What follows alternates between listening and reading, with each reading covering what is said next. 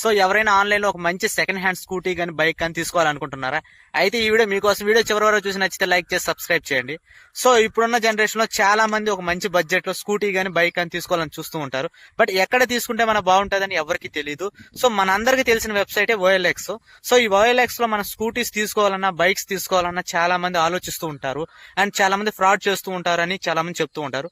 కానీ ఇక్కడ ఎలాంటి ఫ్రాడ్ ఉండదు. సో ఎవరో ఒకరు తప్పు చేశారని మిగతా వాళ్ళందరినీ మనం నిందించడం కరెక్ట్ కాదు. సో రీసెంట్ గా నేను 1 వీక్ బ్యాక్ నేను ఒక స్కూటీ అనేది OLX లో తీసుకున్నాను. సో బడ్జెట్ లోనే తీసుకున్నాను.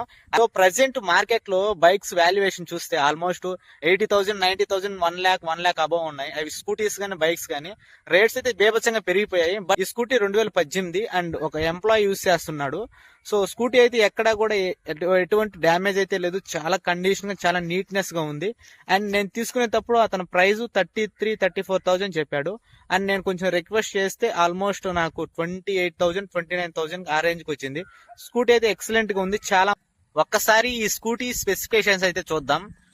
ఈ స్కూటీ మోడల్ వచ్చి హీరో డ్యూయెట్ అండ్ ఇయర్ వచ్చి 2018 అండ్ మనకి ఆల్మోస్ట్ 28,000 కిలోమీటర్స్ అయితే రన్ అయ్యి ఉంది బైక్. స్కూటీ ఎక్కడ కూడా మనకి డ్యామేజ్ లేదు. చాలా కండిషన్, చాలా మెయింటైన్ నీట్నెస్ గా ఉంది. స్కూటీ తీసుకున్న వెంటనే 1 or 2 days లో మా ఊరు నుంచి Venkatagiri almost up and down మనకి 180 కిలోమీటర్స్ అయితే వచ్చింది. అండ్ స్కూటీ టెస్ట్ డ్రైవ్ అయితే చేశాను. నాకు ఎక్కడ కూడా ప్రాబ్లం లేదు.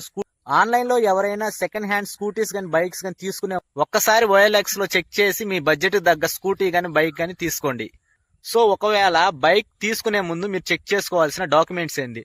ఫస్ట్ ఆఫ్ ఆల్ RC ఉందా లేదా, ఇన్సూరెన్స్ ఉందా లేదా, అండ్ పొల్యూషన్ ఉందా లేదా.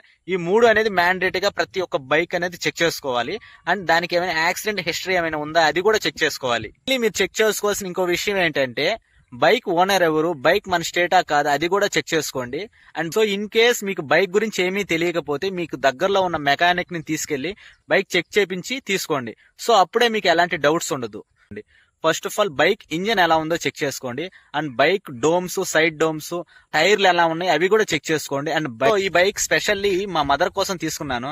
యాక్చువల్ గా తనకి స్కూటీ నేర్చుకోవాలని చాలా కోరిక. సార్ టైర్ చెక్ చేయండి. అండ్ మనకి హాఫ్ బటన్ అయితే అరిగిపోయింది. ఆల్మోస్ట్ ఇంకొక హాఫ్ బటన్ అయితే ఉంది. ఇది 1 or 2 years వరకు యూజ్ చేసుకోవచ్చు. మీరు చూస్తున్నది బ్యాక్ టైర్ 60% అయితే అరిగిపోయింది. ఇంకా 40% ఉంది. ఈ 40% ఆల్మోస్ట్ మనకు 1 year అయితే యూజ్ చేసుకోవచ్చు. సో ఒకసారి బైక్ స్టార్ట్ చేసి సిగ్నల్ లైట్లు కానీ, హెడ్ లైట్ కానీ, బ్యాక్ లైట్ కానీ సరిగా వర్క్ అవుతున్నాయో లేదో ఒకసారి చెక్ చేద్దాం. సో బైక్ అయితే స్టార్ట్ చేశాను. ఒకసారి సిగ్నల్ లైట్లు చెక్ చేద్దాం. కదా బ్యాక్ లైట్ కూడా బాగా పనిచేస్తుంది.